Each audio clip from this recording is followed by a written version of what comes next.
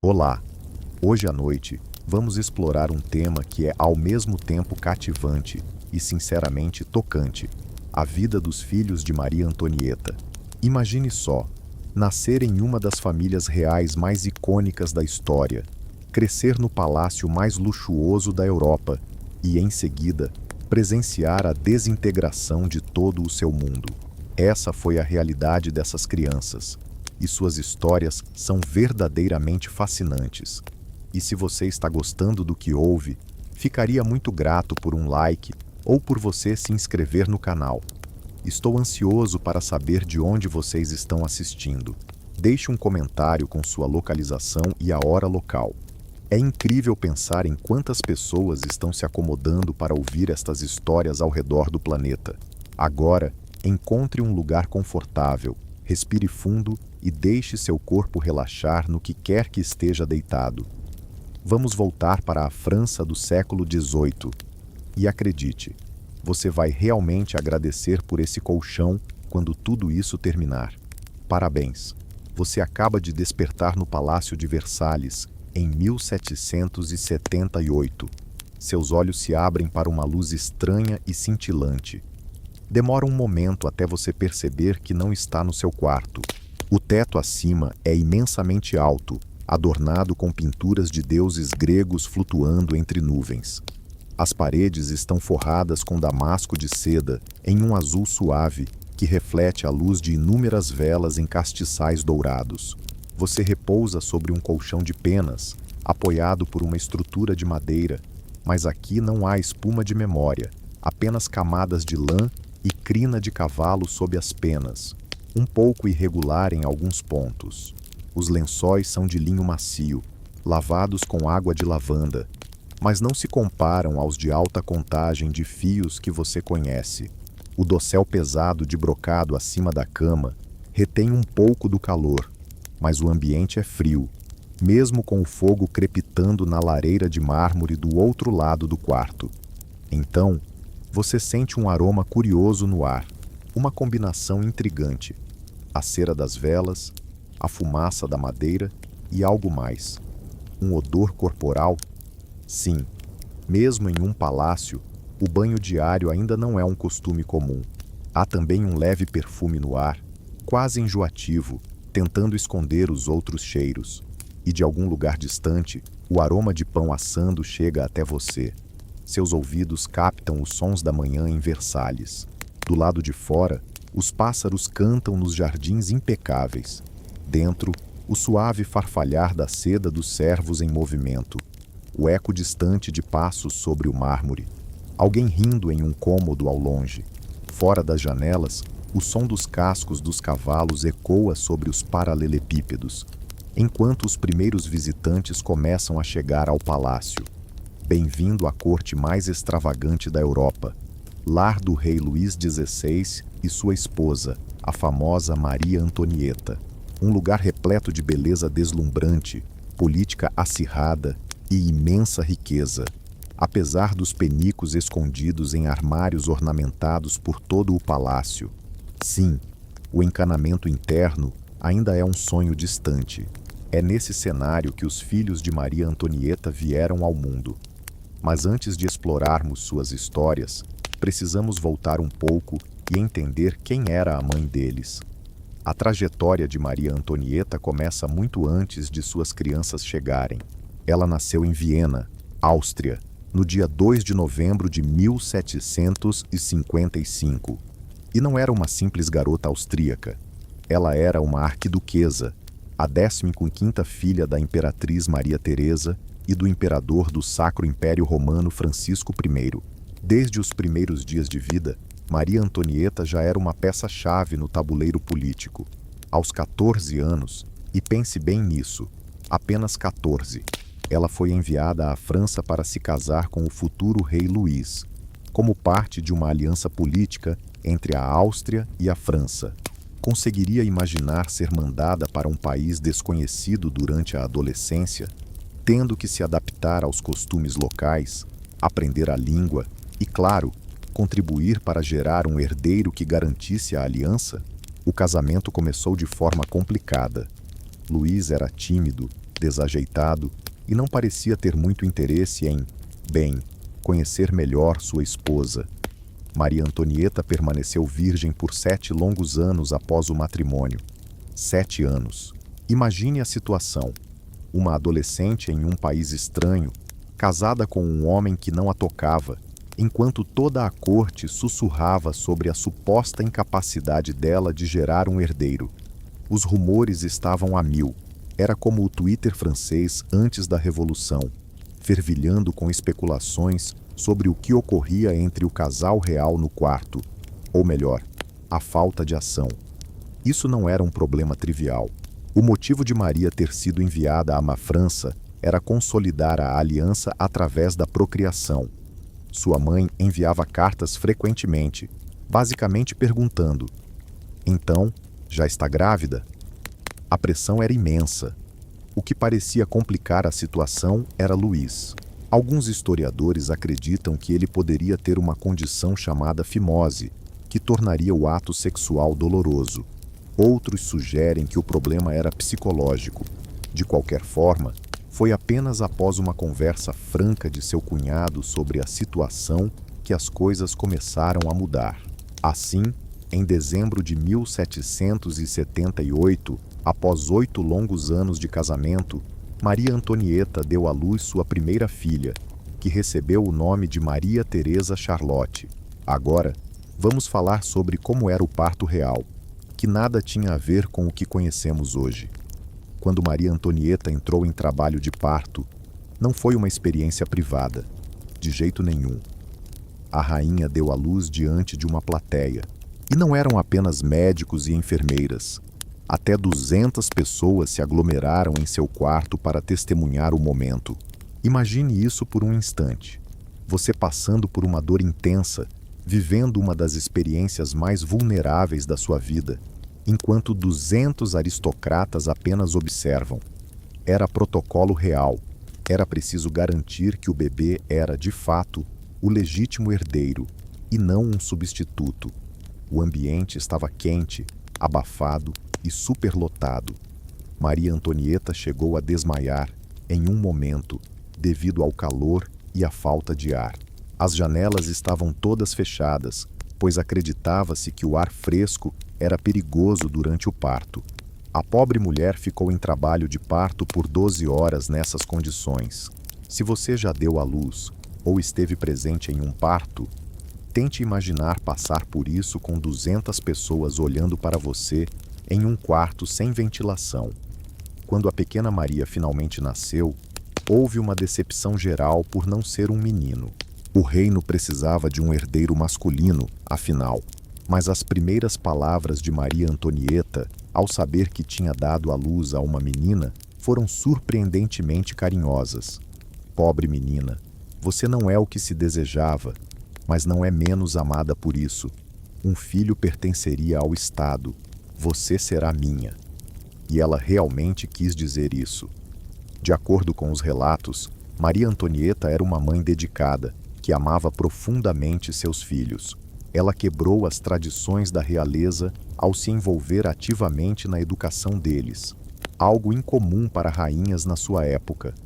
Com isso em mente, o protocolo da corte ainda impunha sérias limitações ao tempo que ela podia desfrutar com seus filhos. As crianças reais contavam com uma equipe doméstica dedicada, incluindo uma governanta, amas de leite e diversos assistentes. A primeira governanta foi a princesa Dedina, que depois foi substituída por uma das amigas mais íntimas de Maria Antonieta, a duquesa de Polignac. A rotina da pequena Marie Terra era uma combinação estranha de luxo e controle. Seus aposentos eram adornados de forma esplêndida, repletos de roupas e brinquedos encantadores, com servos sempre prontos para atender a todas as suas necessidades. Porém, desde muito cedo, ela já enfrentava a rígida etiqueta da corte francesa.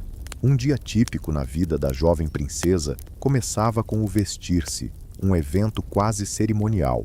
Todas as manhãs, suas roupas eram apresentadas à rainha a partir de um livro de amostras de tecido. A rainha decidia o que sua filha usaria, e várias damas de companhia ajudavam a vesti-la. Havia uma maneira apropriada de se fazer tudo em Versalhes, mesmo para as crianças. Depois de se vestir, ela seguia para o café da manhã, que era relativamente simples para os padrões de hoje. Um pouco de pão com manteiga ou geleia e chocolate quente, este último, um verdadeiro favorito na corte francesa. Em seguida, vinham as aulas: gramática e literatura francesa, história, um pouco de geografia, música, dança e, claro, as regras de etiqueta da corte. A jovem princesa também se dedicava a trabalhos manuais e outras habilidades consideradas adequadas para uma filha real, todas supervisionadas por sua governanta e diversos tutores. Marie não tinha outras crianças para brincar, a não ser seus irmãos, que chegaram mais tarde. Ela estava cercada por adultos que a tratavam com a devida reverência, mas poucos lhe ofereciam calor humano genuíno. A vida de Marie começou a melhorar em 1781, quando Maria Antonieta finalmente deu à luz um filho, Luís José, o tão esperado Delfim da França. O nascimento de um herdeiro masculino trouxe alegria à corte e tornou a posição de Maria Antonieta mais estável. Luís José era uma criança brilhante, mas também frágil. Desde seu nascimento, sua saúde era uma preocupação, embora muitos tentassem ignorar esse fato. Afinal, ele era o futuro da monarquia. Após a chegada de Luís José, Maria Antonieta começou a se sentir cada vez mais frustrada com as limitações do cotidiano na corte. Desejava passar mais tempo com seus filhos, longe dos olhares curiosos e das intrigas dos cortesãos. Esse anseio a levou a se isolar ainda mais no Petit Trianon, um charmoso château nos jardins de Versalhes, presenteado a ela por Luís XVI. O Petit Trianon tornou-se um verdadeiro refúgio para Maria Antonieta. Ali, ela podia escapar da rigidez da corte e aproveitar momentos com seus filhos em um ambiente mais descontraído. Ela se vestia com roupas mais simples, embora ainda luxuosas, e se entregava a atividades que não eram possíveis no palácio principal. Uma das suas atividades favoritas era encenar o papel de pastora ou leiteira em seu Hamlet, uma vila rústica construída nas proximidades. Essa pequena aldeia de fantasia contava com animais de fazenda reais e uma laticínio em funcionamento, embora os servos realizassem todo o trabalho. Maria Antonieta e seus filhos fingiam levar uma vida simples no campo, ordenhando vacas que haviam sido cuidadosamente preparadas para essa encenação e coletando ovos que haviam sido estrategicamente posicionados para que eles os descobrissem. Parece absurdo, e de certa forma realmente era, mas era a maneira que Maria Antonieta encontrou para tentar criar uma fachada de vida comum para si e seus filhos. O problema é que essa tentativa de se afastar da corte só alimentava rumores sobre o que ela poderia estar fazendo longe dos olhos do público. O povo francês já lidava com a escassez de alimentos e crises econômicas, e histórias de uma rainha se divertindo como pastora, enquanto os camponeses passavam fome, não ajudavam em nada a sua imagem. Vale lembrar que, para ser justa, ela nunca pronunciou a famosa frase "que coma um bolo", um mito que surgiu muito depois. Em 1785, Maria Antonieta deu à luz seu segundo filho, Luís Carlos. Ao contrário do irmão mais velho, Luís Carlos era forte e saudável, com bochechas rosadas e uma energia contagiante. A rainha se dedicava intensamente a todos os seus filhos, mas havia indícios de que Luís Carlos poderia ser seu favorito. E aqui a fofoca se torna realmente cruel. Rumores circulavam de que Luís Carlos não era filho do rei, mas sim do suposto amante de Maria Antonieta, um diplomata sueco chamado Axel von Fersonen. A maioria dos historiadores atualmente acredita que Luís Carlos era, de fato, filho de Luís XVI. Porém, os boatos persistiram e prejudicaram ainda mais a reputação da rainha. No ano seguinte, 1786, Maria Antonieta deu à luz sua quarta e última criança, uma menina chamada Sophie Beatatrix. Infelizmente, a pequena Sophie nasceu prematura e faleceu em apenas 11 meses, em 1787. Sua morte foi a primeira tragédia a abalar a família real, mas não seria a última.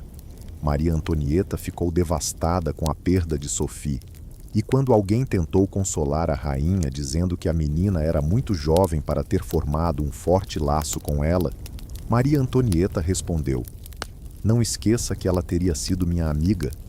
Contudo, a rainha teve pouco tempo para se entristecer, pois nuvens de tempestade política começavam a se formar. A França enfrentava uma grave crise financeira, em parte devido ao seu apoio à Revolução Americana contra a Grã-Bretanha. O país estava profundamente endividado, enquanto o povo sofria com colheitas ruins, preços altos do pão e impostos exorbitantes. Enquanto isso, em Versalhes, a vida seguia em sua bolha de luxo e formalidades. As crianças reais, protegidas das duras verdades do mundo, além dos portões do palácio, continuavam com suas aulas e brincadeiras. Maria Antonieta via Luís José se aproximar da adolescência, demonstrando uma inteligência que fazia todos acreditarem que ele teria um futuro brilhante à frente. Apesar de seus problemas de saúde, o pequeno Luís Carlos era a personificação da alegria infantil. Nenhum deles tinha ideia de que seu mundo privilegiado estava prestes a desmoronar. No verão de 1789, a família real sofreu 2 golpes devastadores em rápida sucessão. Primeiro, em junho, o jovem Luís José, herdeiro do trono aos 7 anos, faleceu após uma longa enfermidade. Historiadores acreditam que ele provavelmente sofria de tuberculose da coluna, que acabou levando ao colapso de sua espinha. Maria Antonieta e Luís XVI estavam de coração partido pela perda do filho, mas tiveram pouco tempo para lamentar antes de enfrentarem o segundo golpe. Apenas algumas semanas após a morte de Luís José, em 14 de julho de 1789, o povo de Paris invadiu a prisão da Bastilha, dando início à Revolução Francesa. A morte de Luís José significou que o pequeno Luís Carlos, de apenas 4 anos, se tornava o novo herdeiro do trono. Porém, essa era uma herança instável, com a monarquia começando a desmoronar ao seu redor. Enquanto você se acomoda confortavelmente em sua cama, sentindo o peso reconfortante das cobertas e a suavidade do colchão, vai se aprofundando na história dos filhos de Maria Antonieta, cujas vidas mudaram drasticamente com a Revolução. Sua respiração se torna mais tranquila à medida que você observa a vida luxuosa da família real, em Versalhes, ser desmantelada durante um dos períodos mais caóticos da história europeia. A queda da Bastilha em julho de 1789 gerou um impacto profundo em Versalhes. A família real, ainda de luto pela morte do jovem Luís José, se deparou com uma ameaça que mal conseguiam compreender. Para os filhos de Maria Antonieta, a menina de 10 anos, Maria Teresa, e o garotinho de 4, Luís Carlos, seu mundo seguro estava prestes a desmoronar. No início, a vida em Versalhes parecia seguir seu curso normal para as crianças. Estavam protegidas da gravidade da situação que se desenrolava a apenas 29 quilômetros em Paris. As lições continuavam, e suas rotinas permaneciam inalteradas. No entanto, a inquietação de sua mãe aumentava, e o clima dentro do palácio tornava-se cada vez mais tenso. Então, no dia 5 de outubro de 1789, tudo mudou. Milhares de mulheres de Paris, impulsionadas pela fome e pela revolta devido à falta de pão, marcharam até Versalhes, um evento que ficou conhecido como a Marcha das Mulheres sobre Versalhes. A multidão chegou aos portões do palácio, encharcada pela chuva, com roupas sujas e desgrenhadas, e rostos marcados pela fome. Imagine a cena. Do lado de fora dos portões dourados, milhares de mulheres famintas que enfrentaram horas de caminhada sob a chuva, clamando por pão para seus filhos. E do lado de dentro, candelabros reluzentes, paredes de seda e uma família real que nunca havia conhecido a privação.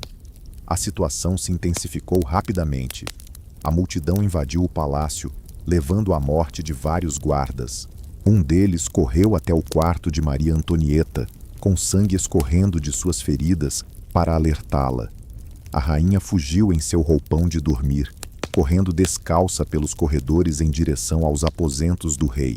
Maria Teresa e Luís Carlos foram levados também, aterrorizados pela confusão ao seu redor. Por horas, a família real permaneceu reunida enquanto as negociações ocorriam. Finalmente, o rei concordou em acompanhar a multidão de volta a Paris. Os revolucionários queriam que a família real estivesse à vista, e não escondida em Versalhes. Assim, naquele mesmo dia, a família real se viu obrigada a deixar Versalhes, de onde nunca mais retornaria. Você consegue imaginar? Para Maria Teresa e Luís Carlos, Versalhes era o único lar que conheciam. Agora, estavam sendo levados, cercados por uma multidão hostil, muitos dos quais pediam a cabeça de sua mãe. Como poderiam entender esse ódio? A família real foi levada para o Palácio das Tulherias em Paris, um local que estava em grande parte abandonado havia anos. Era empoeirado, negligenciado e muito menos confortável do que Versalhes. Ali, estavam efetivamente sob prisão domiciliar, embora ainda fossem tratados com o respeito que a realeza merecia. O rei mantinha seu título e havia uma esperança de que uma monarquia constitucional pudesse ser estabelecida. A vida cotidiana de Maria Teresa e Luís Carlos sofreu uma transformação radical.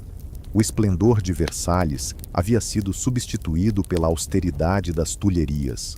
Sua liberdade de movimento foi severamente limitada. Os sons caóticos da cidade agora dominavam, trocando os tranquilos jardins de seu antigo lar. O odor do rio Sena, longe de ser agradável, entrava pelas janelas do palácio, misturando-se com os vários cheiros de uma cidade lotada. Apesar de tudo, Maria Antonieta se esforçou para manter um pouco de normalidade na vida de seus filhos. As aulas continuaram, e Luís Carlos se divertia com seus soldadinhos de brinquedo e blocos de montar. Maria Teresa se dedicava à música e aos trabalhos manuais, mas a atmosfera era pesada, e a ideia de serem prisioneiros, em vez de membros da realeza, era inegável. Com o avanço da Revolução, as coisas se tornavam cada vez mais complicadas. A correspondência da família real era aberta e lida, e seus movimentos estavam sob vigilância rigorosa. Os poderes do rei eram constantemente limitados pela nova Assembleia Nacional, enquanto jornais hostis à monarquia atacavam Maria Antonieta com apelidos cruéis, como Madame Déficit e a Loba Austríaca. A mulher que antes era sinônimo de frivolidade e extravagância passou por uma transformação profunda nesse período. Testemunhas relataram que seu cabelo ficou grisalho devido ao estresse. Ela se dedicou inteiramente a proteger seus filhos e a buscar uma saída para a situação que se tornava cada vez mais arriscada. Em junho de 1791, após quase 2 anos de cativeiro tenso, a família real decidiu tentar uma fuga desesperada da França. Um plano audacioso, que vinha sendo elaborado há meses com a ajuda de aliados e do suposto amante de Maria Antonieta, o conde Axel von Ferson. Na noite de 20 de junho, eles se disfarçaram como servos de uma baronesa fictícia chamada de Orff, que na verdade era a governanta de seus filhos. Maria Antonieta vestiu um modesto vestido cinza e um chapéu preto que cobria boa parte de seu rosto. O rei optou por um simples casaco marrom e uma peruca. Maria Teresa, já com 12 anos, se apresentou como filha da baronesa, enquanto o pequeno Luís Carlos, de 6 anos, foi disfarçado de menina para se adequar ao passaporte que estavam usando. Eles escaparam do Tuileries por passagens pouco vigiadas e embarcaram em uma grande carruagem personalizada que os aguardava nas proximidades. O destino era Midi, um reduto realista próximo da fronteira com os Países Baixos austríacos, onde o irmão de Maria Antonieta reinava como imperador. A fuga poderia ter sido bem-sucedida, não fosse uma série de atrasos e contratempos. A carruagem pesada se movia mais lentamente do que o esperado. O rei insistia em paradas não planejadas. O golpe mais fatal aconteceu quando Luís XVI foi reconhecido por um chefe de correios, Jean-Baptiste Drouet, na cidade de Vannes, a cerca de 30 milhas do seu destino. Drouet havia visto o retrato do rei em uma moeda e percebeu a semelhança com o suposto valet. Ele alertou as autoridades locais e a família foi detida, sendo enviada de volta a Paris sob custódia. Essa tentativa frustrada de fuga foi um golpe devastador para a família real. Antes, havia alguma simpatia por eles, especialmente pelas crianças. Agora, eram vistos como traidores, tentando escapar do país para, possivelmente, orquestrar uma contra-revolução com apoio estrangeiro. A frágil confiança entre a monarquia e os revolucionários desmoronou. Ao retornarem a Paris, o confinamento da família se tornou muito mais severo. Guardas foram colocados em seus apartamentos e eles eram vigiados dia e noite, sem qualquer privacidade, nem mesmo para as necessidades mais básicas. A revolução se radicalizava e os dias da monarquia estavam contados. O clímax dessa situação ocorreu em 10 de agosto de 1792, quando revolucionários invadiram o Palácio dos Tuileries. A família real buscou abrigo na Assembleia Legislativa nas proximidades. Durante 33 horas, foram mantidos em um espaço restrito na Assembleia, ouvindo enquanto a monarquia era oficialmente suspensa e os planos para o julgamento do rei eram traçados. Então, em 13 de agosto de 1792, a família real foi transferida para o Templo, uma fortaleza medieval em Paris que se tornaria sua prisão. Ali, não havia palácios, apenas a dura realidade de sua nova vida. O templo se apresentava escuro, úmido e opressivo, com suas robustas paredes de pedra e janelas diminutas que filtravam apenas um pouco de luz. Era formado por uma imponente torre principal e uma torre menor, ligadas por diversos edifícios. A família real foi inicialmente acomodada na torre menor, enquanto a preparação da torre maior acontecia. Eles tinham apenas alguns quartos para compartilhar. Seus pertences, que vieram dos Tuileries, foram trazidos, mas muitos itens se perderam ou ficaram danificados durante o transporte. Os primeiros meses no templo foram desafiadores, embora suportáveis. A família se manteve unida, estabelecendo uma rotina. O rei ensinava geografia e história para Luís Carlos, enquanto Maria Antonieta e Maria Teresa se dedicavam à costura. Eles se divertiam com os livros de uma pequena biblioteca que, embora barulhenta, oferecia momentos de escape. Também faziam passeios pelo jardim do templo sob constante vigilância. Contudo, à medida que o outono cedia lugar ao inverno, as condições se tornaram mais adversas. Os guardas se tornaram mais hostis, frequentemente zombando da família e fumando cachimbos, enchendo os quartos com uma fumaça desagradável. Os confortos foram reduzidos e, em dezembro de 1792, o rei foi separado de sua família para enfrentar um julgamento por traição. A separação foi devastadora. Luís Carlos, agora com 7 anos, agarrou-se ao pai, suplicando para que ele não fosse. Maria Teresa e Maria Antonieta se deixaram levar pelas lágrimas. O rei prometeu que os veria na manhã seguinte, mas isso não se concretizou. O julgamento de Luís XVI foi rápido e o veredicto já estava decidido. Ele foi considerado culpado e condenado à morte. No dia 20 de janeiro de 1793, um dia antes de sua execução, ele teve uma última visita com sua família. Esse encontro final foi uma tortura emocional. O rei segurou seu filho em seu colo, fazendo-o prometer que perdoaria aqueles que causaram o sofrimento aos pais. Ele abençoou Maria e pediu que ela cuidasse de sua mãe e irmão. Então, abraçou Maria Antonieta pela última vez. Quando o momento de partir chegou, Luís Carlos lançou-se aos braços do pai, gritando e implorando para morrer com ele. O rei, que manteve a compostura até então, finalmente se desmoronou. Ele se afastou, incapaz de suportar um adeus mais longo.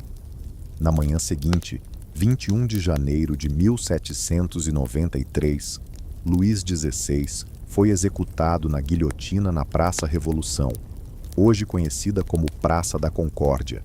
Suas últimas palavras, abafadas pelos tambores que soavam para silenciar sua voz, foram: morro inocente de todos os crimes que me acusam. Perdoo aqueles que provocaram minha morte e rezo a Deus para que o sangue que vocês irão derramar nunca recaia sobre a França. De volta ao templo, Maria Antonieta não teve coragem de contar a Luís que seu pai havia morrido. Talvez não conseguisse suportar a dor de quebrar seu coração, ou estivesse tentando protegê-lo da verdade cruel. Mesmo assim, o menino deve ter percebido que algo estava terrivelmente errado. Seu pai nunca retornou, e sua mãe vestia preto, chorando incessantemente. O tratamento da família se deteriorou após a morte do rei. Maria Antonieta passou a ser conhecida apenas como a viúva Capeto, usando o nome ancestral da dinastia em vez de seu título real. Os guardas tornaram-se ainda mais cruéis, frequentemente acordando-os à noite para contagens ou inspeções. Maria Antonieta, Maria Teresa e Luís Carlos foram transferidos para a torre principal do templo, que foi reformada para funcionar como uma prisão mais rigorosa. A torre era fria e permeada por correntes de ar, oferecendo pouco conforto. Suas janelas eram cobertas com barras de ferro e telas que restringiam a visão do mundo exterior e limitavam a entrada de luz natural. Apesar das adversidades, Maria Antonieta se esforçou ao máximo para estabelecer uma rotina para seus filhos. Mesmo com poucos recursos, ela continuou a ensinar Luís Carlos. Juntamente com Maria Teresa, ela costurava e remendava as roupas cada vez mais desgastadas da família. À noite, elas se divertiam com jogos simples ou se entregavam à leitura dos escassos livros que podiam ter. Contudo, o governo revolucionário ainda não havia deixado a família em paz. Eles tinham um interesse especial no jovem Luís Carlos, agora visto pelos royalistas como o rei Luís XVII, após a execução de seu pai. Como legítimo herdeiro do trono, ele se tornava um símbolo e um potencial ponto de união para os contra-revolucionários. No dia 3 de julho de 1793, oficiais chegaram ao templo com ordens para levar Luís Carlos de sua mãe. Maria Antonieta ficou em choque. Colocou-se na frente do filho, determinada a não deixá-lo partir. Por mais de uma hora, ela resistiu fisicamente, segurando o menino apavorado em seus braços enquanto ele se agarrava a ela.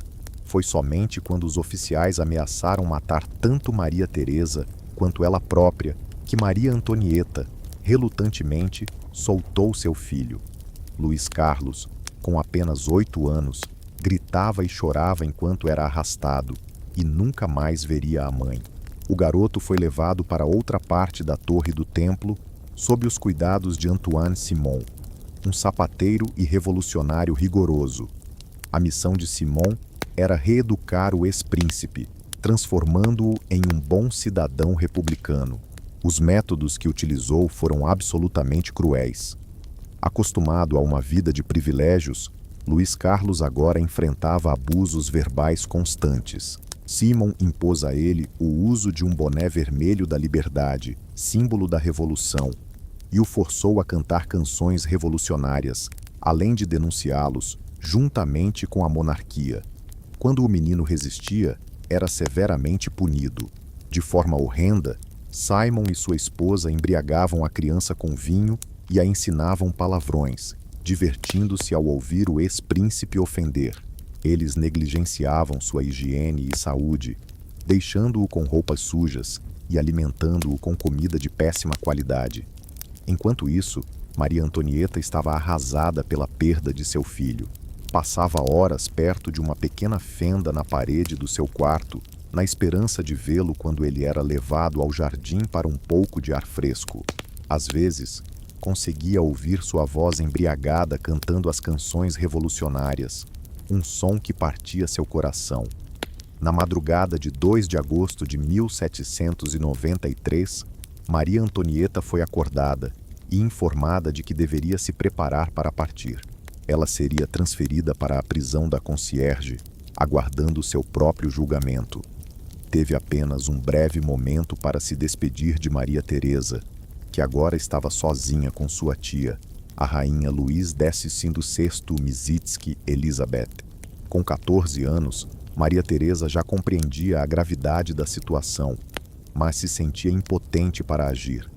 Em suas memórias, ela relatou ter ouvido seu irmão chorando enquanto os carcereiros o espancavam, embora nunca tivesse sido autorizada a vê-lo. Os irmãos foram mantidos em andares diferentes do mesmo prédio, próximos o suficiente para se ouvirem, mas impossibilitados de qualquer contato. Após a saída de Maria Antonieta, Maria Teresa perguntava incessantemente sobre a mãe, mas os guardas se negavam a dar qualquer informação. Ela não soube da execução de sua mãe em 16 de outubro de 1793, ficando apenas com a incerteza e a preocupação, tendo como único consolo sua tia Elizabeth. Em maio de 1794, Elizabeth também foi levada e executada. Marita Ries encontrava-se completamente sozinha, a última da sua família imediata na Torre do Templo. Sem notícias sobre o paradeiro de sua tia, o sentimento de isolamento a aterrorizava ainda mais. Para a jovem princesa de apenas 15 anos, os meses que se seguiram tornaram-se um verdadeiro pesadelo repleto de incertezas e solidão. Ela não tinha informações sobre sua família. A única companhia eram os guardas hostis, e não fazia ideia do que o futuro reservava. Permitida a ter apenas 2 livros, ela os devorava repetidamente. Suas únicas ocupações eram costurar e tricotar com os materiais que os guardas relutantemente forneciam. Embora seu tratamento não fosse tão fisicamente abusivo quanto o de seus irmãos, ainda assim era severo. A comida que recebia era de baixa qualidade, as trocas de roupas eram escassas e o conforto quase inexistente. Os guardas quase nunca trocavam uma palavra com ela, exceto para dar ordens.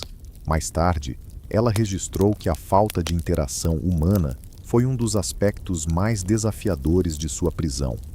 Em relação a Louis Charles, sua situação se agravou ainda mais após a partida de Simon, em janeiro de 1794. Sem designar um novo guardião, o Comitê de Segurança Pública decidiu deixá-lo em confinamento solitário. Seu quarto era trancado por fora, e a comida lhe era passada por uma pequena abertura na porta. O menino de 8 anos agora estava completamente isolado em um ambiente escuro e frio. Ninguém limpava seu espaço ou trocava suas roupas ou lençóis. A única comunicação que recebia era durante a entrega de comida. Sem brinquedos, livros ou qualquer atividade, ele passava os dias em quase total solidão, com apenas raras visitas dos guardas, que quase nunca entravam no seu quarto. Sob essas condições, a saúde física e mental de Louis Charles rapidamente se deteriorou. Ele parou de falar, de se higienizar e mal conseguia se alimentar. Quando os oficiais eventualmente inspecionavam sua cela, o encontravam sentado na sujeira, com a cama infestada de insetos e o corpo coberto de feridas. Na primavera de 1795, quase 1 ano e meio após o início desse confinamento, um novo governo assumiu após a queda de Robespierre e o fim do reinado do terror.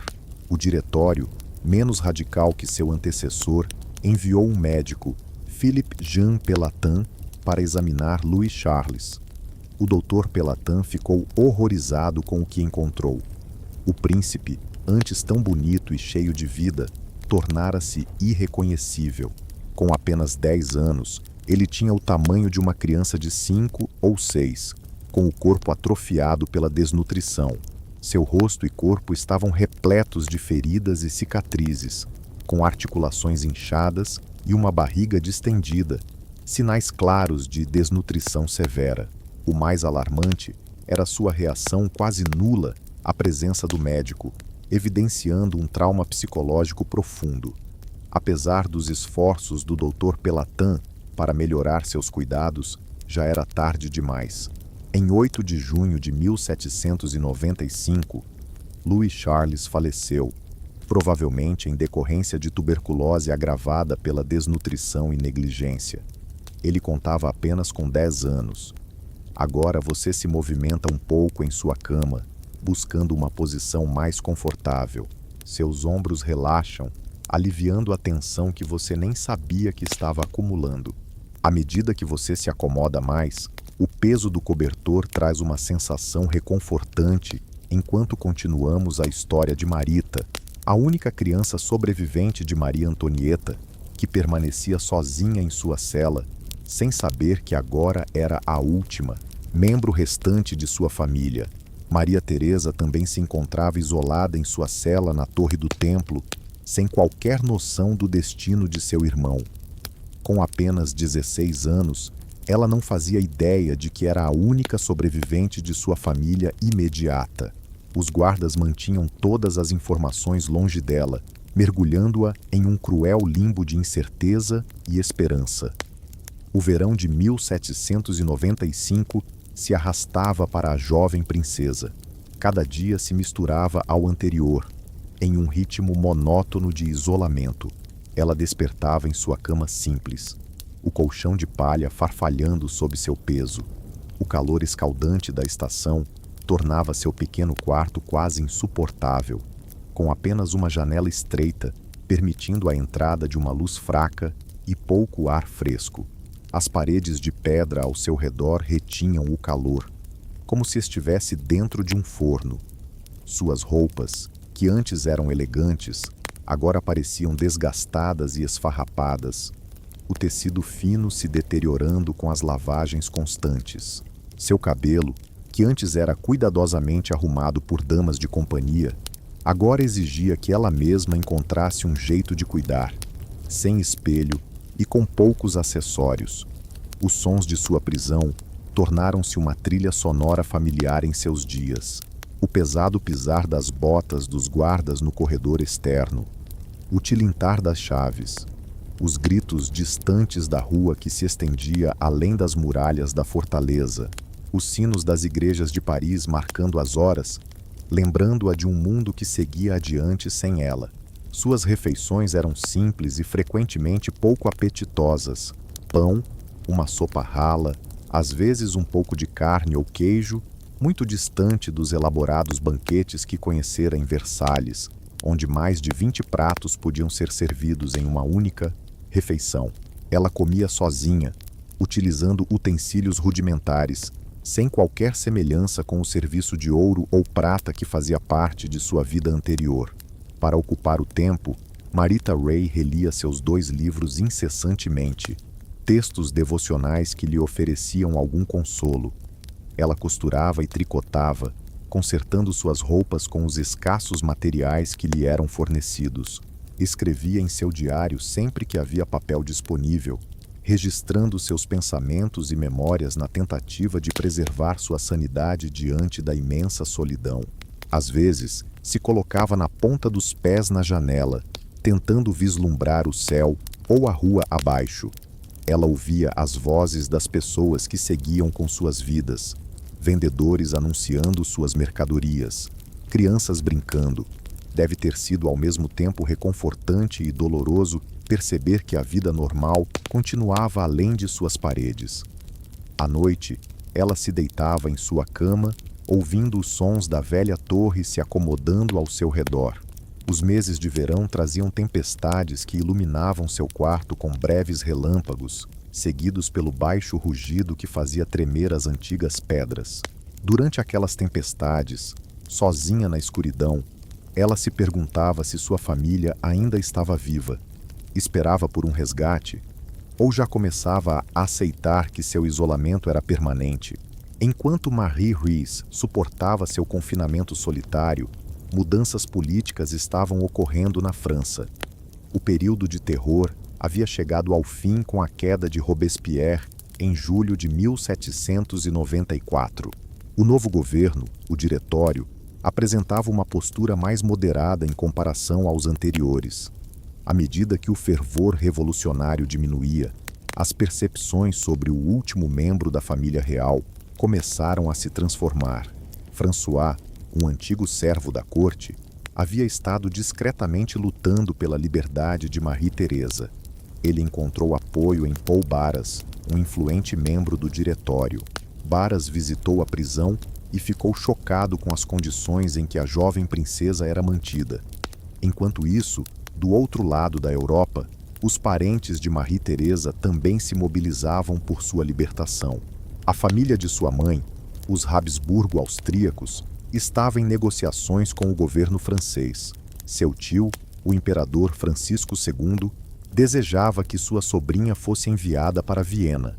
As tratativas eram complexas, envolvendo a troca de prisioneiros franceses detidos na Áustria. Finalmente, em dezembro de 1795, após 3 anos e 4 meses de encarceramento, a ordem para a libertação de Marie-Thérèse finalmente chegou. Quando os oficiais chegaram para informá-la de que ela estava livre, Marie-Thérèse, a princípio, não conseguia acreditar. Afinal, por que deveria? Após anos de enganos e brutalidade, confiar novamente parecia uma tarefa impossível. Para onde estou indo? Ela questionou. Para sua família, foi a resposta. Eu não tenho família, respondeu em um murmúrio.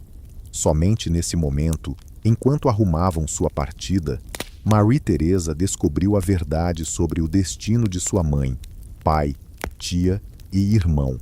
A notícia foi dada de forma abrupta, sem um pingo de compaixão pela jovem traumatizada.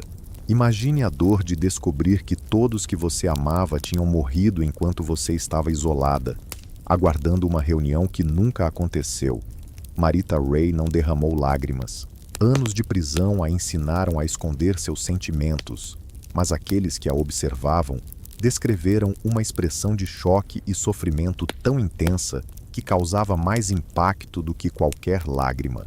No dia 18 de dezembro de 1795, véspera de seu 17º aniversário, Marai deixou as paredes da prisão do templo.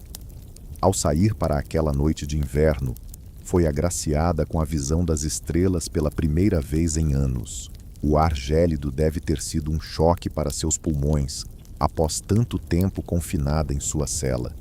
Levou um tempo até que chegasse a uma casa onde foi banhada, talvez pela primeira vez em muitos anos, e vestiu novas roupas que refletiam seu status. A sensação do tecido limpo contra sua pele e da água morna removendo os vestígios físicos de sua prisão deve ter sido quase avassaladora após tanta privação. No entanto, não havia espaço para ajustes. Questões políticas exigiam que ela deixasse a França rapidamente. No dia 26 de dezembro, foi levada a Basileia, na Suíça, onde foi trocada por prisioneiros franceses em uma cerimônia formal na fronteira. Ao cruzar para um território estrangeiro, ela deixou para trás a terra de seu nascimento, o país que sua família havia governado por séculos e onde todos encontraram a morte. Marie-Thérèse estava agora genuinamente sozinha, uma princesa sem reino. Criada para ser uma nobre francesa, educada na rica história e cultura de sua terra, agora se via em exílio, com sua identidade arrancada junto com tudo e todos que conhecia. De lá, ela seguiu para Viena, a cidade natal de sua mãe. Ao chegar ao Palácio Hofburg, onde sua avó, a Imperatriz Maria Teresa, governara e onde sua mãe passou a infância antes de ser enviada à França como noiva aos 14 anos, o contraste entre a prisão e o esplendor do palácio deve ter sido chocante. Após anos em uma cela austera, agora estava novamente cercada de opulência, tetos dourados, candelabros de cristal, pisos de mármore polido e camas macias com roupas finas. Criados atendiam todas as suas necessidades. Ela tinha acesso a banhos, roupas limpas e refeições adequadas. Contudo, a transição emocional não foi tão simples. Marie Teresa era vista como alguém séria e reservada. Falava pouco e sorria raramente. Sofria de pesadelos e, por vezes, era ouvida gritando em seu sono. O trauma de suas experiências deixou marcas profundas que nenhum luxo poderia curar. Seu tio, o imperador Francisco II, a tratou com bondade, mas também a considerava um ativo político. A conexão entre Habsburgo e Bourbon ainda tinha seu valor no intricado jogo político da Europa. Em Viena, Marita foi reunida com pessoas que haviam conhecido sua mãe. Damas que serviram na casa da infância de Maria Teresa vieram prestar homenagens à filha que era tão parecida com ela. Elas trouxeram consigo relatos e lembranças, permitindo que Marita se reconectasse com a mãe que havia perdido. Foi também a oportunidade de conhecer parentes que nunca tinha visto antes. Primos Habsburgo, que compartilhavam seu sangue, mas não suas vivências. Eles a olhavam com uma mistura de curiosidade e compaixão, especialmente aquela prima que havia enfrentado desafios inimagináveis. Marita Reay passou 3 anos em Viena, se adaptando lentamente à sua nova liberdade e aprendendo a conviver com sua dor. Ela se empenhou em honrar a memória de sua família, reunindo e preservando objetos que a ligavam a eles sempre que tinha chance. Usava um anel que continha um pequeno fio de cabelo de sua mãe, uma conexão palpável com a progenitora que tanto sentia falta. Durante esse período, os irmãos de seu pai, os condes de Provença e Artois, que haviam fugido da França antes do auge da Revolução, viviam em exílio, ainda reivindicando o trono francês. O conde de Provença se autoproclamou rei Louis Tinkenstein, após a morte do irmão de Marita, que os realistas consideravam o rei Luís Ventini. Luís Vix desejava que Marita se unisse a ele para fortalecer sua reivindicação ao trono. Ele também planejava um casamento para ela com seu primo Luís Antoine, duque de Angoulême, filho do conde de Artois. Essa união uniria diferentes ramos da família Bourbon e solidificaria a posição realista. Maria Teresa, no entanto, não estava entusiasmada com a ideia do matrimônio. Com pouco em comum com seu primo, que era descrito como entediante e sem imaginação, ela havia sido criada para cumprir seu dever, e após tudo que havia vivido, preocupações como compatibilidade conjugal pareciam banais. Em 1799, aos 20 anos, Maria Teresa deixou Viena e partiu para Mal, hoje Jelgava, na Letônia, onde seu tio Luís, 168, havia estabelecido uma pequena corte em exílio. Lá, ela se casou com Luís Antoine em uma cerimônia simples, tornando-se a duquesa de Angoulême. O enlace não foi por amor e, segundo relatos, nunca foi consumado. Alguns historiadores sugerem que as experiências traumáticas de Maria Teresa a tornaram incapaz de suportar a intimidade física, enquanto outros acreditam que Luís Antoine poderia ter seus próprios problemas. Seja qual for o motivo, o casal permaneceu sem filhos, encerrando a linhagem direta de Luís XVI e Maria Antonieta. Apesar das dificuldades pessoais em seu casamento, Maria Teresa se dedicou à causa realista. Ela se tornou uma figura influente na comunidade de imigrantes, um elo vivo com a monarquia que precedeu a Revolução. Sua postura digna e seu sofrimento visível a transformaram em um símbolo poderoso para aqueles que sonhavam com a restauração da dinastia Bourbon ao trono francês. Os imigrantes levavam uma vida incerta, mudando de país conforme os ventos políticos sopravam. Foram obrigados a buscar refúgio na Inglaterra quando o czar Paulo Ferne da Rússia retirou seu apoio. Na Inglaterra, viviam modestamente, com o auxílio do governo britânico e de simpatizantes realistas. Ao longo dos anos de exílio, Marita Reay enfrentou a insistência de impostores que afirmavam ser seu irmão, Luís Shaw.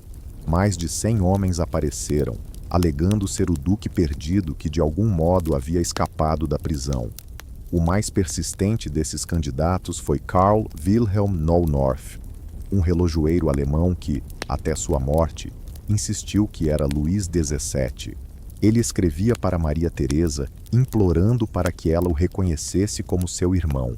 Essas cartas devem ter sido profundamente angustiantes para ela, reabrindo feridas que nunca cicatrizaram completamente. Marita consistentemente se recusou a encontrar qualquer um desses pretendentes, pois sabia muito bem a verdade. Ela escutou os gritos do irmão ecoando pelas paredes do templo. Compreendia que ele havia partido ali, sozinho e em agonia. No entanto, a incerteza sobre a morte e o sepultamento de Luís Carlos conferia a esses impostores a credibilidade necessária para conquistar seguidores e atenção. A dúvida sobre o destino de seu irmão continuaria a assombrar Marita Reis por toda a sua vida. Somente em 2000, muito depois de sua morte, um exame de DNA confirmou, de forma definitiva, que Luís Carlos realmente falecera na prisão do templo, como narrado na história. O teste foi realizado em um coração preservado, contrabandeado pelo médico responsável pela autópsia em 1795. Enquanto isso, a cena política na França estava em constante transformação. O diretório deu lugar ao consulado sob Napoleão Bonaparte, que, em seguida, se tornou o Império Francês, quando Napoleão se coroou imperador em 1804. A reivindicação dos Bourbons ao trono parecia cada vez mais distante à medida que o poder de Napoleão se fortalecia. Maria Teresa, em exílio, observava enquanto o homem que consideravam um usurpador governava o país que um dia fora de sua família. A imperatriz Josefina, esposa de Napoleão, chegou a usar as joias que pertenciam a Maria Antonieta, tesouros saqueados durante a Revolução, um insulto pessoal à filha que valorizava cada lembrança de sua mãe. Contudo, o império de Napoleão não estava destinado a perdurar. Suas ambições militares acabariam levando à sua queda. Em 1814, após a primeira abdicação de Napoleão, Luís XVIII foi restaurado ao trono francês. Após 22 anos de exílio, Maria Teresa retornou à França como parte da família real. Seu regresso a Paris certamente foi carregado de emoções. A cidade guardava tantas memórias dolorosas. O Palácio das Tuileries, onde estiveram sob prisão domiciliar, a prisão do Templo, onde perdeu sua família, o local onde seus pais foram executados. Muitas das mesmas pessoas que aplaudiram a morte de seus pais agora se alinhavam nas ruas para receber a realeza que voltava. Marita, com 35 anos, já não era mais a jovem princesa ingênua que deixara Versalhes durante a Revolução. Tornara-se uma mulher solene, marcada precocemente pelo tempo, frequentemente descrita como aparentando mais idade do que realmente tinha. O trauma vivido refletia-se não apenas em sua mente, mas também em sua aparência. Na corte Bourbon restaurada, Marita Ray ocupou um papel significativo como sobrinha do rei, sendo reconhecida por seu trabalho filantrópico e sua devoção à memória de seus pais. Ela se empenhou em localizar os locais de sepultamento de Luís XVI e Maria Antonieta, cujos corpos foram apressadamente enterrados em fossas sem identificação após suas execuções. Em janeiro de 1815, Maria Teresa participou de uma cerimônia solene na igreja de Saint-Denis, onde os restos de seus pais foram reenterrados com honras devidas. Pela primeira vez, teve a oportunidade de lamentá-los publicamente e finalmente vê-los descansar com a dignidade que cabia a um rei e uma rainha da França. Entretanto, a restauração dos Bourbons era frágil. Em março de 1815, Napoleão fugiu de seu exílio em Elba e retornou à França, dando início ao período conhecido como os 100 Dias. Luís XVIII e a corte foram forçados a deixar Paris novamente, um lembrete amargo para Marita Reis de sua fuga na infância de Versalhes. Durante essa crise, Maria Teresa demonstrou uma coragem notável. Enquanto o rei e seu marido se retiravam, ela permaneceu em Bordeaux, mobilizando tropas para a causa realista. Sua bravura chegou a impressionar Napoleão, que supostamente afirmou que ela era o único homem em sua família. Apesar de seus esforços terem sido em vão e de ter sido forçada a fugir com a aproximação das tropas de Napoleão, Maria Teresa conquistou um novo respeito entre os franceses. Após a derrota de Napoleão em Waterloo e seu exílio definitivo em Santa Helena, os Bourbons voltaram ao poder. Luís XVIII assumiu o trono até sua morte em 1824, sendo sucedido pelo sogro de Maria Teresa, que se tornou o rei Carlos VI. Carlos VI era bem mais conservador do que seu irmão, buscando restabelecer a monarquia absoluta que existia antes da Revolução. Suas políticas, no entanto, tornaram-se cada vez mais impopulares, gerando tensões que culminariam em uma nova revolução. Durante esses anos, Maria Teresa continuou com suas ações de caridade, mantendo uma presença digna na corte.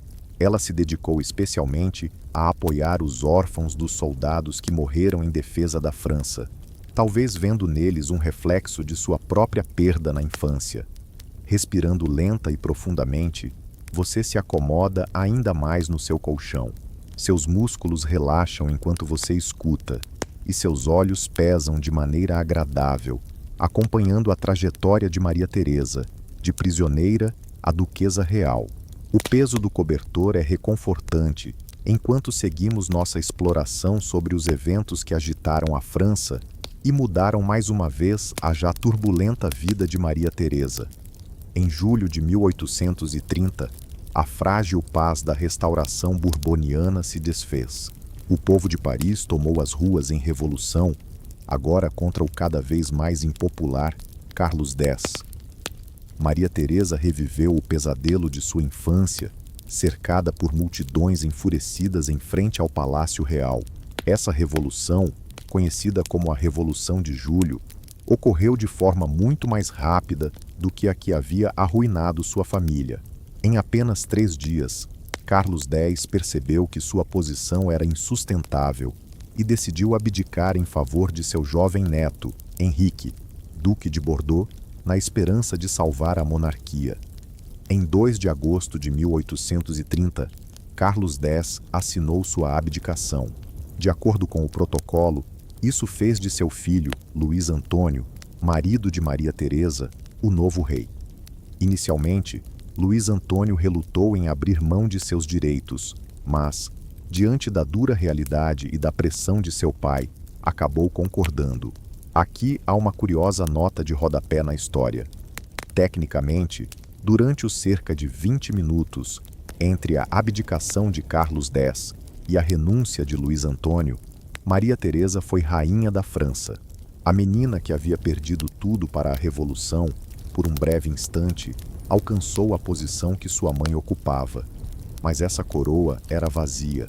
Os revolucionários não estavam dispostos a aceitar outro rei Bourbon, independentemente de quem fosse.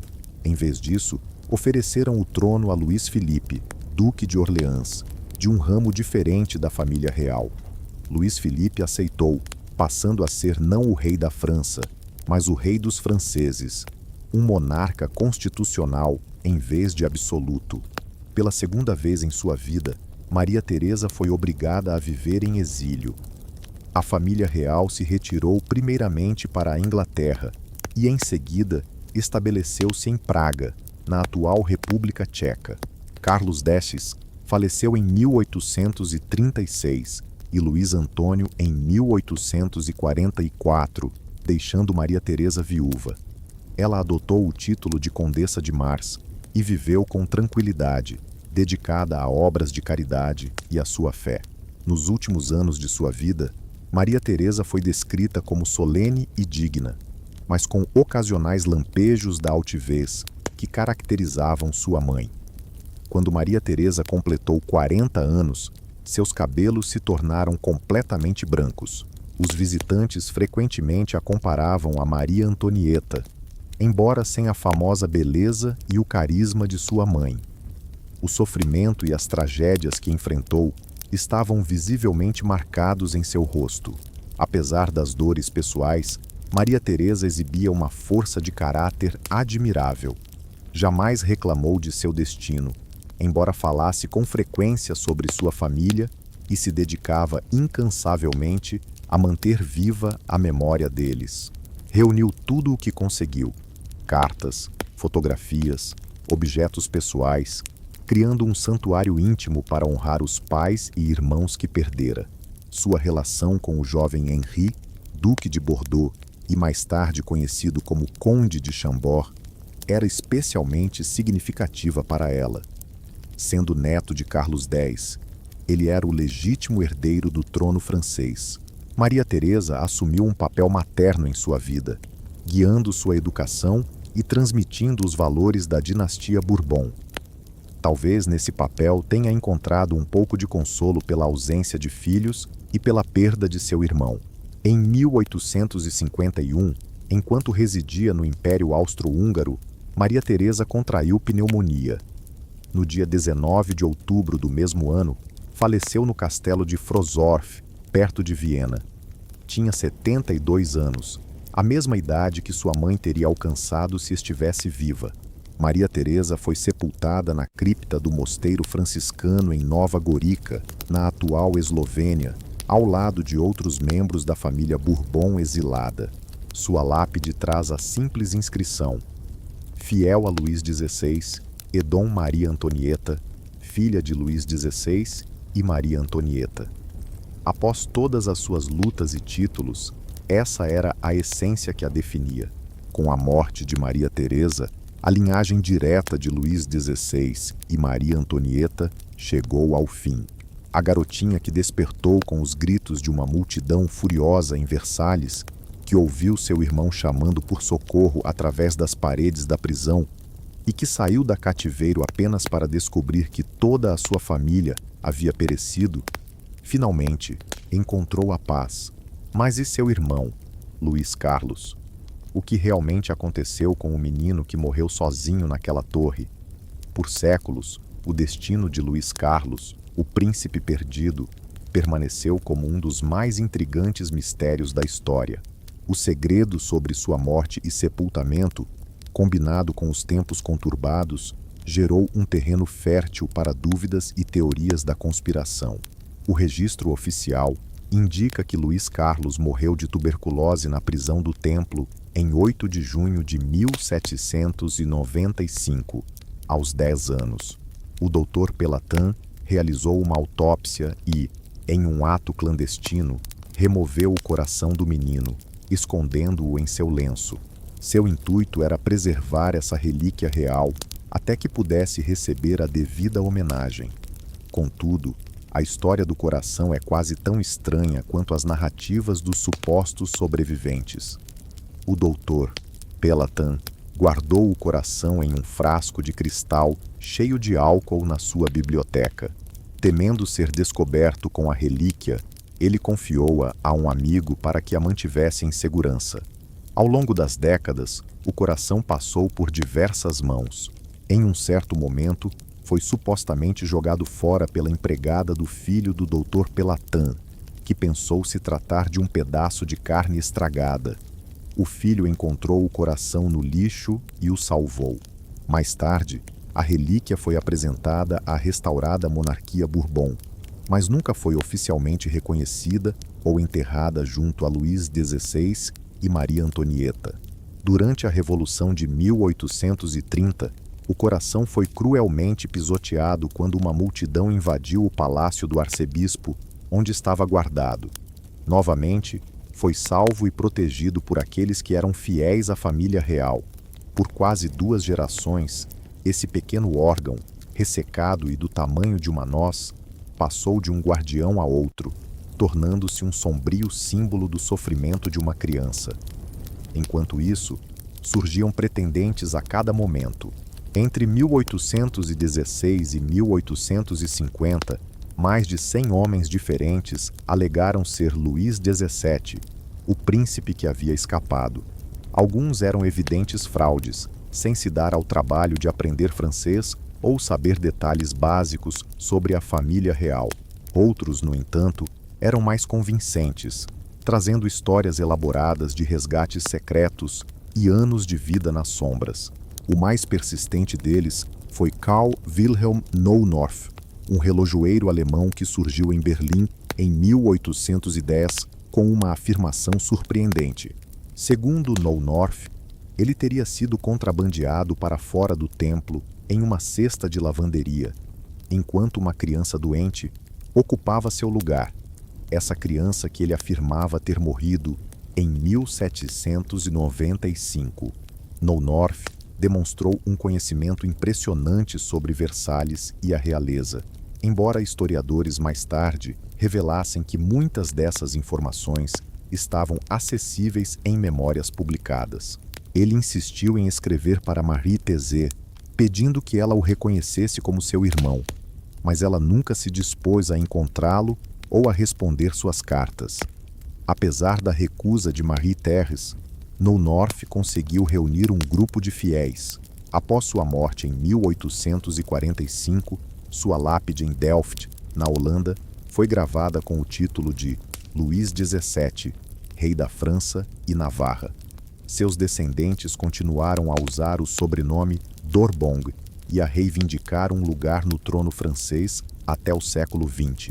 Outro pretendente notável foi Jean-Marie Hervigo, filho de um torcedor que alegou ter sido salvo por realistas que trocaram uma criança surda-muda por ele.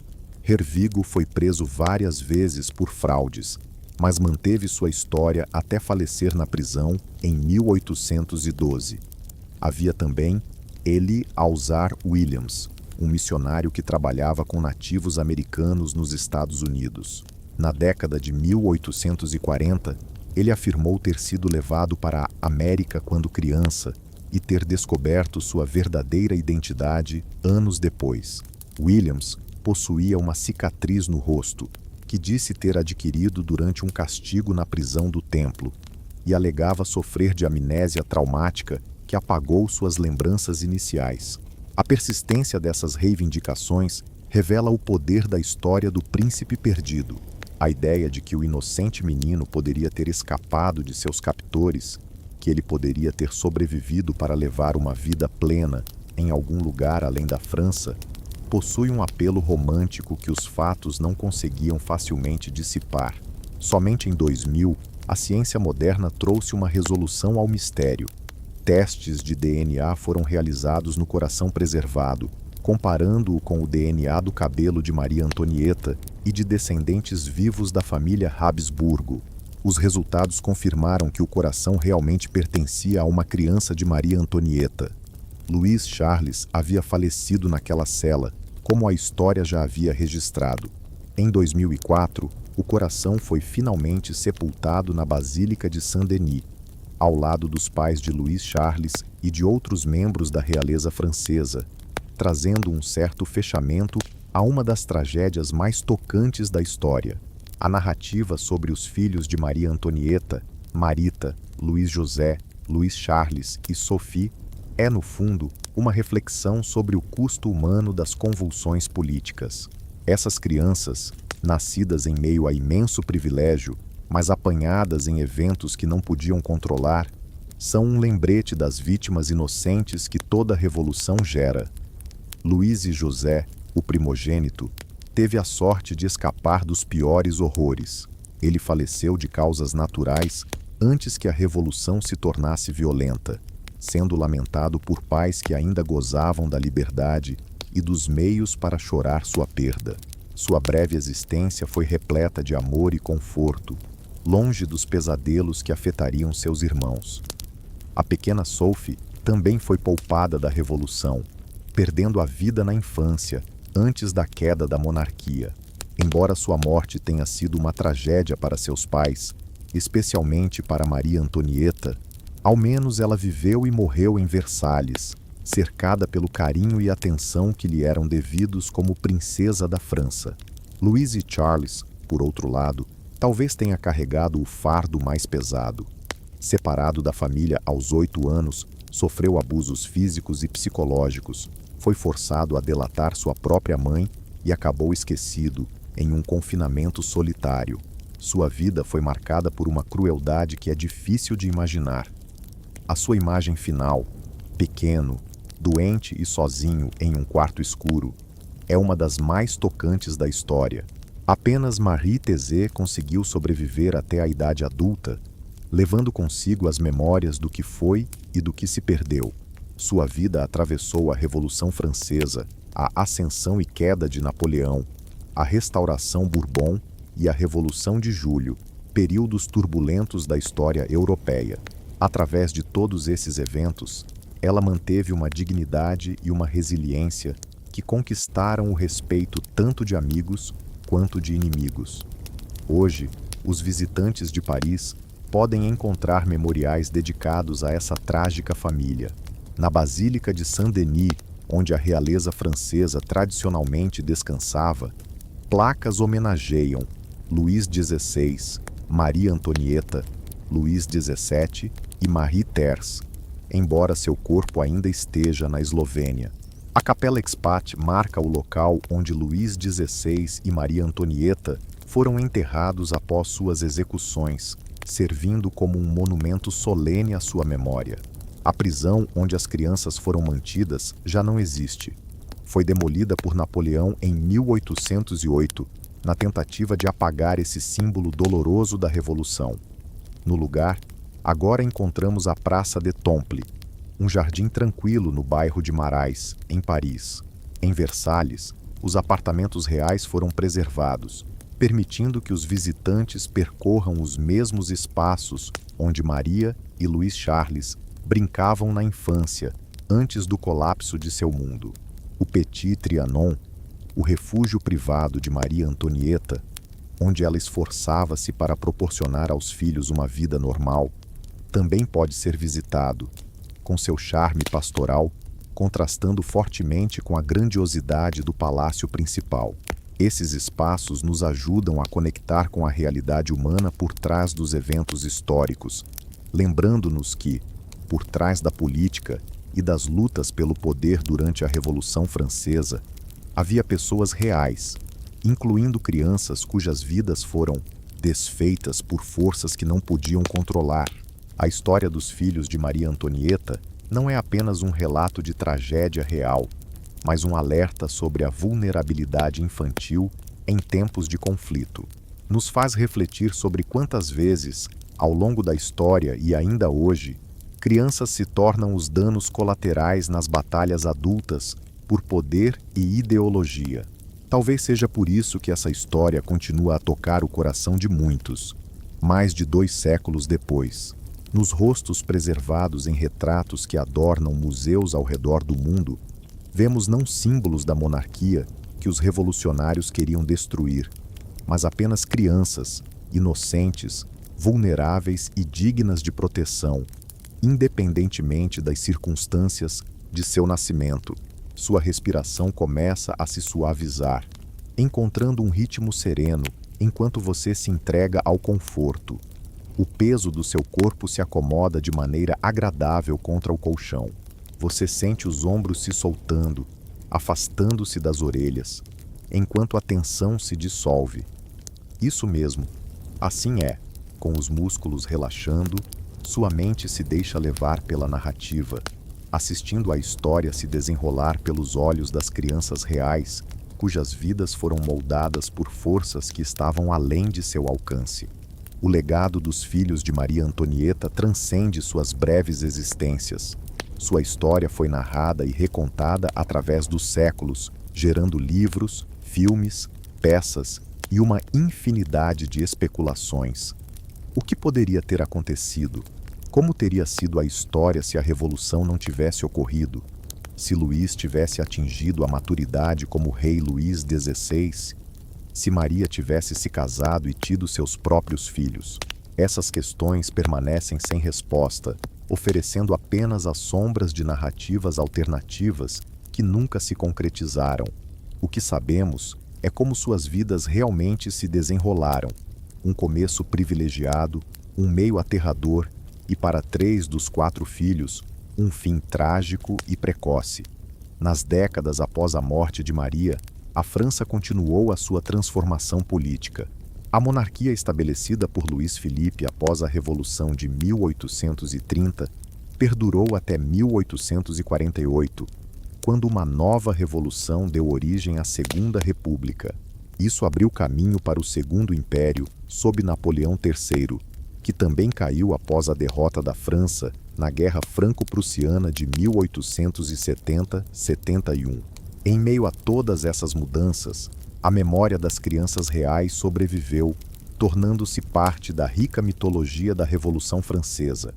Para os monarquistas, eram mártires, vítimas inocentes da Revolução desenfreada. Já para os republicanos, eram infelizes vítimas da luta necessária por liberdade, igualdade e fraternidade. A verdade, como sempre, reside em algum lugar entre essas visões extremas. As crianças em si não eram símbolos ou instrumentos políticos, mas simples seres humanos apanhados no turbilhão da história.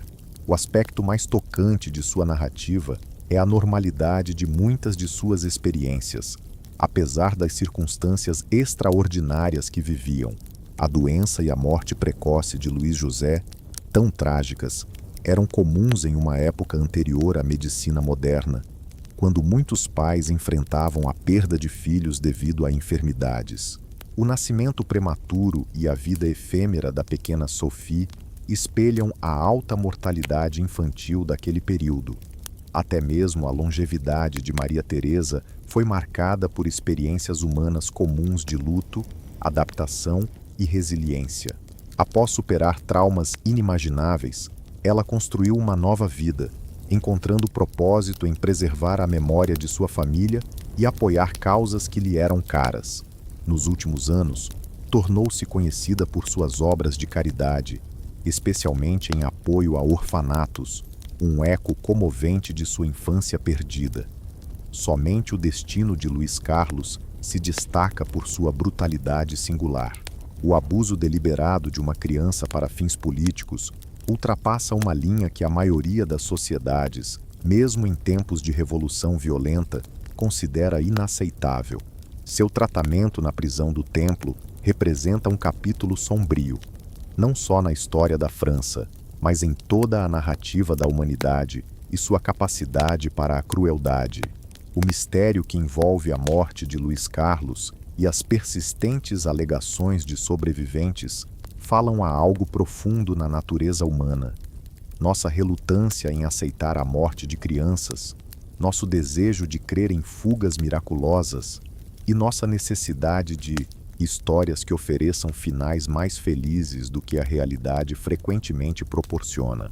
Um dos elementos mais intrigantes dessa narrativa é como ela continua a se desdobrar, mesmo séculos após os eventos. Os testes de DNA realizados em 2000, que confirmaram a morte de Luís Carlos, trouxeram a ciência contemporânea para o cerne de um mistério histórico, oferecendo certezas onde antes havia apenas conjectura. O sepultamento final de seu coração em 2004 trouxe um fechamento cerimonial que havia sido negado por mais de 200 anos. Esses epílogos contemporâneos nos fazem lembrar que a história nunca chega a um fim definitivo. Novas tecnologias, metodologias inovadoras e diferentes perspectivas estão sempre reformulando nossa visão do passado. A história dos filhos de Maria Antonieta continua a ser escrita, mesmo enquanto conversamos. Quais lições podemos tirar de suas trajetórias? A mais evidente, talvez, seja a fragilidade das crianças em tempos de turbulência política.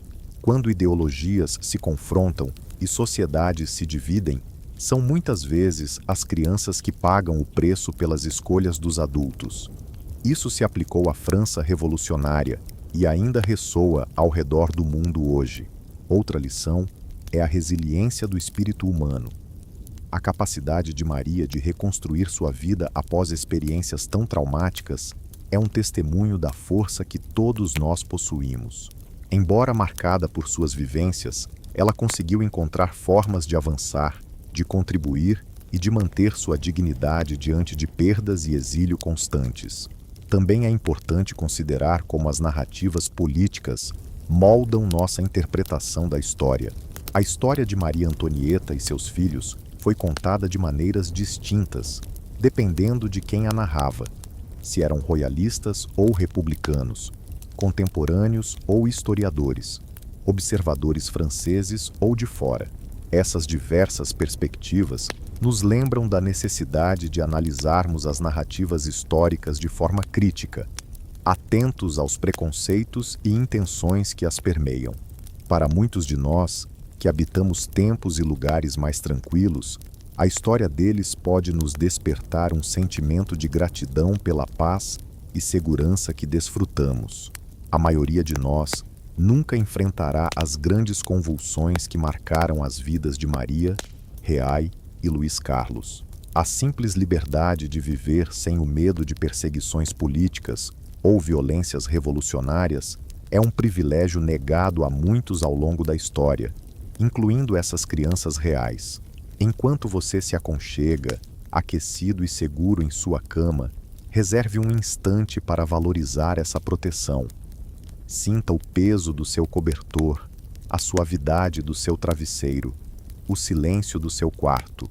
Esses confortos simples foram precisamente o que as crianças de Maria Antonieta perderam quando a Revolução irrompeu em Versalhes. Sua respiração agora se torna mais profunda, lenta e tranquila. A história dessas crianças reais começa a se dissipar nas bordas, enquanto sua mente se torna agradavelmente pesada. Você pode se questionar, enquanto desliza em direção ao sono, o que ocorreu com a dinastia real após a morte de Maria Ries. A reivindicação Bourbon ao trono francês passou para o conde de Chambord, neto de Carlos o Fixo, que Maria Ries ajudou a criar. Ele nunca chegou a governar, embora tenha estado perto durante o tumulto político que se seguiu à Guerra Franco-Russa, partindo sem filhos em 1883. A reivindicação Bourbon Sênior foi transferida para o ramo espanhol da família, mas tudo isso agora são apenas ecos, cada vez mais distantes com o passar do tempo. A França é uma república desde 1870, exceto por um breve intervalo durante a ocupação nazista. A monarquia que influenciou as vidas dos filhos de Maria Antonieta existe hoje apenas em museus, livros de história e no magnífico Palácio de Versalhes, que recebe milhões de visitantes anualmente. Esses visitantes percorrem os mesmos ambientes onde Maria Teresa se dedicava à sua música, onde Luís José se esforçava em seus estudos, mesmo com sua saúde delicada, e onde o pequeno Luís Carlos se divertia com seus brinquedos, sem saber do futuro que o aguardava. Eles exploram os jardins onde Maria Antonieta levava seus filhos para escapar das rígidas normas da corte. Conhecem o Petit Trianon, um refúgio onde a família real buscava momentos de tranquilidade longe do olhar crítico da sociedade. Ao transitar por esses espaços ao longo dos séculos, conseguimos quase sentir a humanidade por trás dos eventos históricos. Uma mãe que amava profundamente seus filhos, crianças que riam, brincavam e aprendiam juntas, e uma família cujos laços íntimos foram desafiados e, inevitavelmente, rompidos por acontecimentos públicos. Agora, suas pálpebras vão se tornando mais pesadas. Seus pensamentos flutuam e se entrelaçam como nuvens em um dia preguiçoso de verão. O peso da história se suaviza à medida que o sono se aproxima. A narrativa dos filhos de Maria Antonieta se acomodando delicadamente em sua mente. Quem sabe você não sonha com Versalhes esta noite, com seus esplêndidos salões espelhados e jardins meticulosamente cuidados, suas fontes brilhando sob o sol. Talvez você veja Maria Teresa caminhando ao lado de seu irmão Luís José, ou o pequeno Luís Carlos correndo atrás de borboletas em um gramado bem tratado, ou ainda o bebê Sofia em seu berço ornamentado, todos eles alheios à tragédia que os esperava. Ou talvez sua mente crie algo totalmente diferente, inventando suas próprias histórias enquanto você repousa. De qualquer forma, a história estará lá, aguardando você ao despertar. Este pequeno, mas significativo, capítulo na vasta narrativa da vida humana. Sua respiração agora encontrou um ritmo profundo e regular. Cada inspiração o afasta da vigília, aproximando-o do tranquilo reino do sono. Seu corpo se sente deliciosamente pesado, afundando no colchão como se estivesse sendo abraçado. A tensão em seus músculos se dissolve, da testa até a mandíbula, dos ombros até as mãos, dos quadris até os pés. Cada parte de você está relaxada, apoiada, segura. Atrás de suas pálpebras cerradas, imagens ainda podem brilhar. O esplendor dourado de Versalhes, as pedras sombrias da prisão do templo, o rosto de Maria Teresa ao sair da catividade, transformada para sempre pelo que viveu. Mas essas visões se tornam mais tênues, menos nítidas à medida que o sono se aproxima. Os sons ao seu redor começam a se dissipar. Talvez o distante murmúrio do tráfego, o suave sussurro de um ventilador, os sutis rangidos da sua casa se ajustando à noite. Esses sons comuns contrastam com o que os filhos de Maria Antonieta ouviam, como a música solene dos bailes da corte, os gritos furiosos dos revolucionários, ou o pesado pisar dos guardas do lado de fora de uma cela. Seu mundo é calmo, seguro de maneiras que o deles nunca conheceu. Até mesmo os cheiros que te cercam, o aroma fresco de lençóis limpos, talvez um resquício do que você jantou, o perfume familiar do seu quarto, trazem lembranças confortantes de casa, tão distintas dos odores misturados de Versalhes, repletos de perfumes e corpos não lavados, ou da umidade de uma prisão medieval. Sua mente agora se afasta dessas sensações, flutuando livremente enquanto o sono se aproxima. A história dos filhos de Maria Antonieta se afasta, tornando-se apenas uma das muitas narrativas guardadas em sua memória, esperando para serem revisitadas um dia, se assim você desejar. Neste estado sonolento e de transição, talvez você reflita sobre outras crianças históricas cujas vidas foram moldadas por forças além de seu controle, como os jovens príncipes na Torre de Londres, as crianças de Nicolau e Alexandra na Rússia em tempos de revolução, o jovem faraó Tutankhamon no Egito Antigo. A história nos presenteia com uma infinidade de relatos, cada um distinto, mas todos entrelaçados por temas de fragilidade e consequência. No entanto, esses pensamentos logo se tornam distantes e nebulosos enquanto o sono se aproxima, envolvendo você como um aconchegante casulo. Sua consciência agora navega livremente, flutuando entre narrativas do passado e os devaneios da sua própria história. Sua respiração se torna lenta e profunda. Seu corpo, completamente relaxado. O peso das suas pálpebras é irresistível, e você se entrega a isso com alegria. O mundo exterior se desvanece. As preocupações do dia, as tarefas a serem feitas amanhã, até mesmo a história que você tem acompanhado, tudo se apequena, recuando para longe. Neste instante, existe apenas o abrigo da sua cama, o suave ritmo da sua respiração e a onda do sono que se aproxima. Você a acolhe, permitindo que cada onda o leve mais longe da costa, em direção ao vasto oceano do descanso. O sono chega agora, suave e inevitável, levando você para suas profundezas.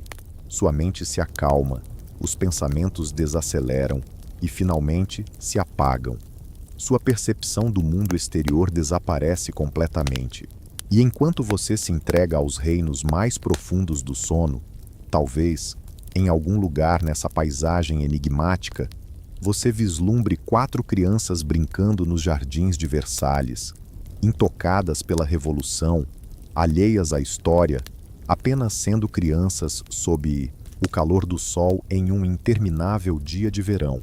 Que você tenha uma boa noite, que você durma profundamente, que você encontre paz, seguro em sua cama de um jeito que os filhos de Maria Antonieta jamais puderam conhecer, agradecendo pela simples bênção da segurança que lhes foi negada. Agora é hora de descansar e, ao acordar, leve consigo uma pequena lembrança da história deles. Não para entristecê-lo, mas para lembrar a preciosidade da paz cotidiana, dos laços familiares e da própria infância. Boa noite.